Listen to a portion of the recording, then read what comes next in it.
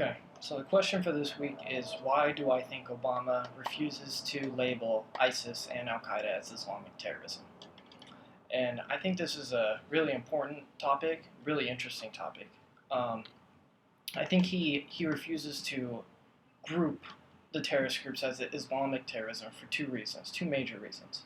One is I think he wants to avoid disenfranchising the Islamic regimes that are uh, backing us in the coalition to fight ISIS: Jordan, Kuwait, Qatar, the Arab Emirates, Saudi Arabia. Uh, I think it's a protection to to not to not anger those regimes, especially the Jordanians and whatnot, the ones that are really devout. The second, I think, is to protect American Muslims. Most importantly, I think that by looping ISIS and Al Qaeda as Islamic terrorism, it it creates an idea that all Islam is terrorism and is violence, and that's just simply not true.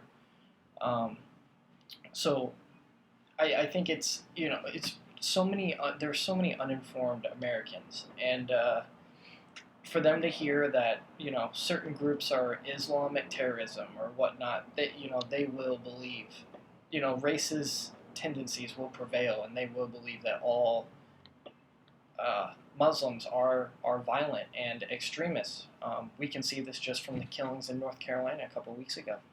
That is a hate crime, I believe, and so I think Obama is protecting Muslim Americans in that sense. Inversely, I do think that he should label ISIS and Al Qaeda as Islamic terrorism. If nothing else, to further differentiate them from the moderate Islamic regimes in the world. Um, um, a lot of Muslim leadership around the world has already denounced ISIS and their practices. That's nothing new. But I think just labeling them as extremists, Islamic terrorists, could further differentiate them from the moderates. And so it could, to the American public, to the Western masses, I believe that that would help to differentiate, a regime such as Jordan, a Muslim regime such as Jordan, from ISIS. So to me, it's kind of cosmetic. These labelings, it's more for public opinion and especially for American public opinion. So that's why I think Obama hasn't failed to label them thus far. Thanks.